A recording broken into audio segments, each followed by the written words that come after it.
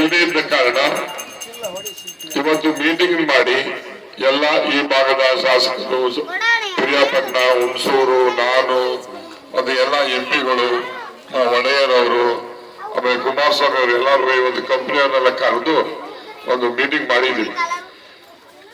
ಸಂಕ್ರಾಂತಿ ಹಬ್ಬದಕ್ಕಿಂತ ಮುಂಚೆ ಏನಿತ್ತು average rate ಅಲ್ಲಿ ಕೊಡಬೇಕು ಅಂತ ಹೇಳಿ ಇವತ್ತು ಕಂಪನಿಯವರಿಗೆ ತಾಕತ್ ಮಾಡಿದ್ವಿ. ಅದು ಒಳ್ಳೇದಾಗ್ತದೆ ಅಂತಕ್ಕಂಥದನ್ನ ಈ ನಿಮ್ ಮುಂದೆ ಹೇಳಕ್ಕೆ ನಾನು ಇಚ್ಛೆ ಪಡ್ತೇನೆ. ಬಹುಶಃ ಇದು ಈ ಊರಿನಲ್ಲಿ ಮೊದಲು ಅತಿ ಹೆಚ್ಚು ಹೊಗೆ ಸೊಪ್ಪಿನ ಬೆಳೆದು ಆದಾಯವನ್ನ ಪಡ್ಕೊಂಡು ಇಡೀ ಕೆರ್ಲಾಪುರದವರೆಗೆ ಗದ್ದೆ ಪದ್ದೆ ಎಲ್ಲ ತಗೊಂಡಿರೋರು ಇದೀರಿ. ಇಲ್ಲಿ ಆರ್ಥಿಕವಾಗಿ ಚೆನ್ನಾಗಿ ಬಂದಿದ್ದೀರಿ, ನಿಜ. ಅದು ಖುಷಿ, ಯಾರು ಮಾಡಲ್ಲ. ಕಷ್ಟಪಟ್ಟು ಮಾಡಿ ಬದುಕಿರ್ತಕ್ಕಂಥವ್ರು ಇದೀರಿ.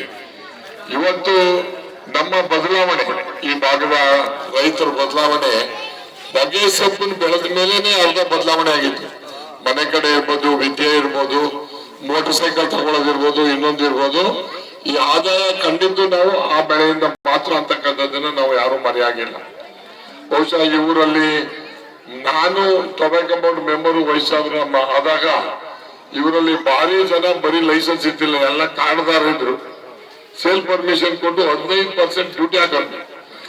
ಈ ಊರಲ್ಲಿ ಸುಮಾರು ಅತಿ ಹೆಚ್ಚು ಲೈಸೆನ್ಸ್ ಅನ್ನ ಕೊಡ್ಸೋದಕ್ಕೆ ಅವತ್ತಾಗಿ ಇವತ್ತು ಎಲ್ಲ ಪ್ರತಿಯೊಬ್ಬರಿಗೂ ಪರ್ಮನೆಂಟ್ ಲೈಸೆನ್ಸ್ ಆಗಿದೆ ಅಂತಕ್ಕಂಥದ್ದನ್ನು ತಾವೆಲ್ಲರೂ ಜ್ಞಾಪಕ ಇಟ್ಕೋಬೇಕು.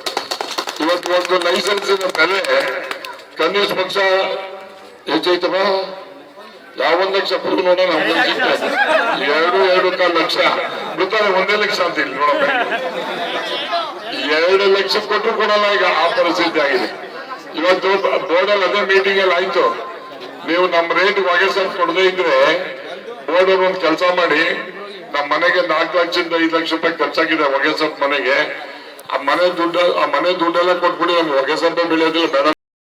ರಾಮನಾಥಪುರ ಹೋಬಳಿನಲ್ಲಿ ಅತಿ ಹೆಚ್ಚು ಓಟು ಹಾಕದಲ್ಲಿ ಈ ಊರು ಕೂಡ ನನ್ನ ಇವತ್ತು ಮಂತ್ರಿ ಆಗಿದ್ದೆ, MLA ಆಗಿದ್ದೆ, ಇವತ್ತು ಗುರ್ಸೋದು ಬೇರೆ ಪ್ರಶ್ನೆ.